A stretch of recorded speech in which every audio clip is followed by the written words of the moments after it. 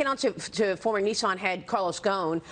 Yesterday, I reported that he told me he has evidence of a coup. It was a coup that was out to get him. He says he is going to be naming names at that news conference tomorrow. He will reveal those people, he says, who were behind the charges of wrongdoing at Nissan. Ghosn says it came about because he wanted to merge Nissan and Renault. You know that. I've said that for 3 years now, or about a year since he obviously was taken in. Japan is now looking for a way to have Ghosn legally return to Japan to face trial, also issuing an arrest warrant for his wife, Carol Ghosn. And you know that Carol Ghosn was on this program a couple of months ago when she told us that the Japanese prosecutors would not allow her to speak to her husband.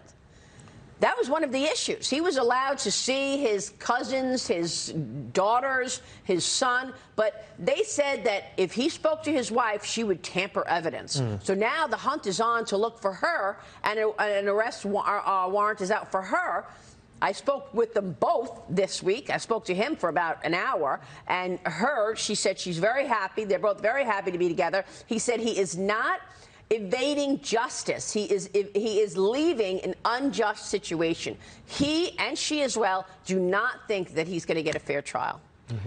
And he is safe in Lebanon for the time being. But what about the security that would be surrounding him for fear that that somebody would, well, kidnap him and try to send him back to Japan? I think it's a really good point, and that's what Judge Napolitano brought up yesterday when we spoke to him. He said, look, he's got to watch his back because anybody may very well want to kidnap him and get paid to bring him back to Japan. Absolutely. That's what, from what I've read, he's using this opportunity to kind of rail against the Japanese criminal court system. And he says that they hold him hostage, and they have a very high conviction rate as well. And he's going to use journalists and the press to kind of help make this case. Yeah, high conviction rate being 99.9%, which is so absurd to me. How could you think that you're, you are a safe and fair situation if 99.9% of the people that you have charges against are convicted? Seems a little shady to me. Yeah.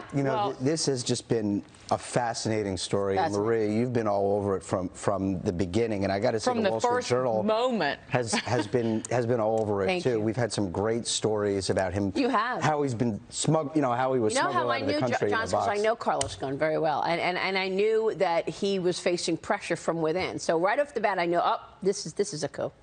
Well, look, I believe him. We'll see. Then there were other charges that came out. I don't know what happened in terms of financial wrongdoing, but I know that the Japanese government, and there were many inside of Nissan who were against him merging with them. The headline is there's no due process for non-Japanese in Japan. Yeah. There's no due process. And it was, I think that, right or wrong, this was a huge shock to people in other nations that this is how people are treated in the judicial system in Japan. Yeah, because you just didn't realize that. You didn't understand. And one thing that he said to me when I spoke with him this week is, I made a real misjudgment when I thought that I could hand over power to Sakaiwa, his successor, CEO, and I could stick around. If you give up power in Japan, he said, you need to get out of the way because you're in a dangerous situation if you think that you're going to have somebody else running the company, but you're going to be there in a support system and your ideas are known because it's all on you. And, look, we'll see what he says tomorrow. He told me yesterday that he is going to have evidence, documents that show that this was a coup.